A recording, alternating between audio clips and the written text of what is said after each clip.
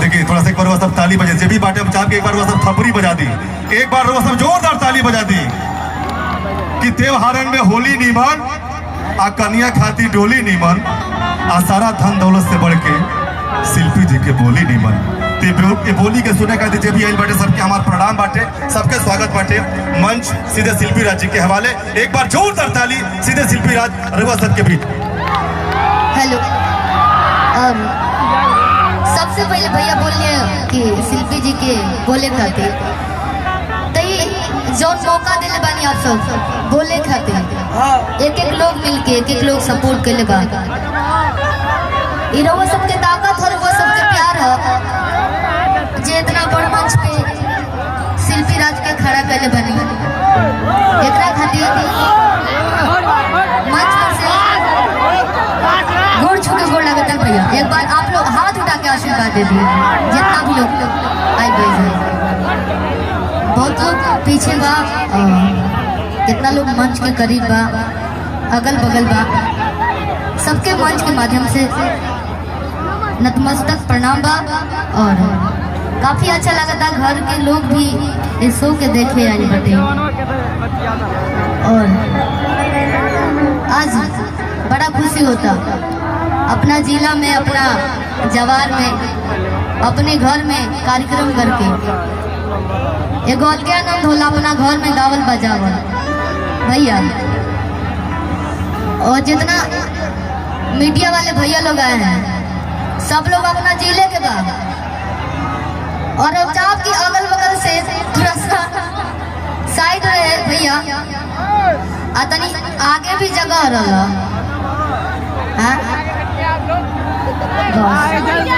माने लोग के चाहिए एकदम नजदीके से ना, जितना भी यूट्यूबर भैया लोग आए बा सबके प्रणाम बा, स्वागत बा।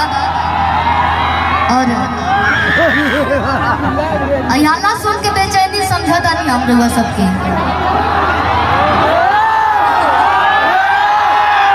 मेला के जिलेबी है ना,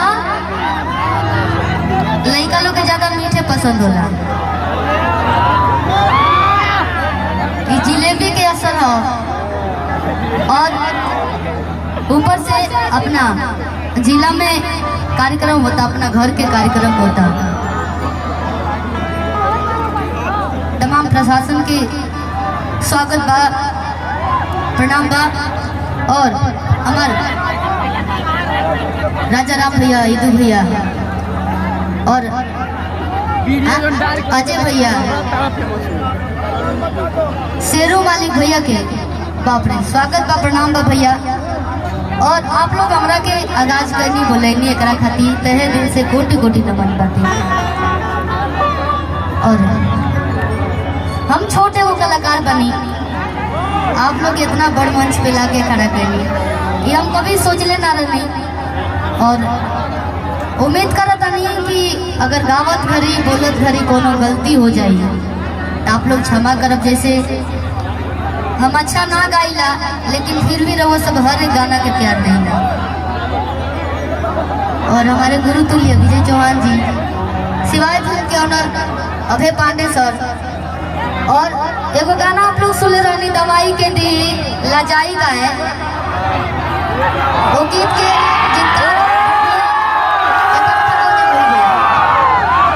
भागीरथ पाठक जगरा हम प्यार से खोलू भैया कहला वहाँ के भेजा आयल बनी। और लगातार हमने के 4-5 दिन से हमने के शो चलत रहे, दिल्ली से शुरू हुई नेपाल तक, नेपाल से फिर छपरा, छपरा से फिर अपनी जिला में कहल जिले से शुरू होला भैया, एजा से खत्म करके फिर हम दिल्ली जाए।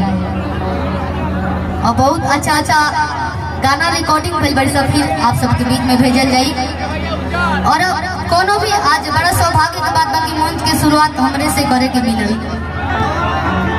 और कोनो भी मंच हमने के करें जाते हो माता रानी के भजन जरूर गवाला। और ओकरा पहले एगो छोटा सा जयकारा लगी भैया, आप लोग सपोर्ट कर दीजिएगा मिलके। बहुत सच्चे दरबार की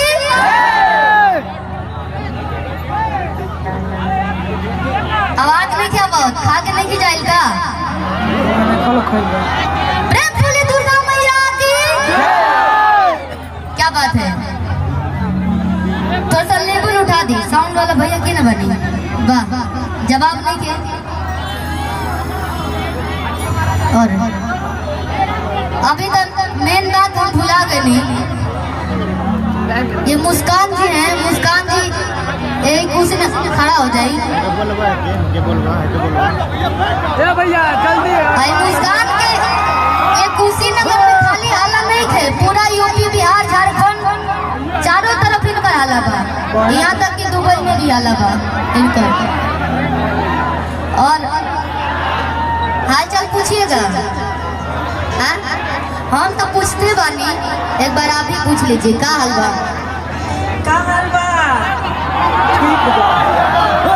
ये तो मधु से मीठ लगता है।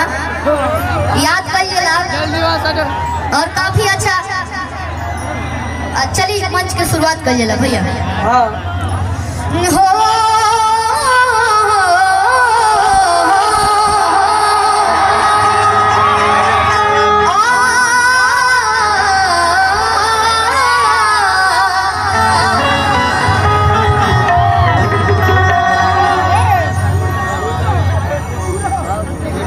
या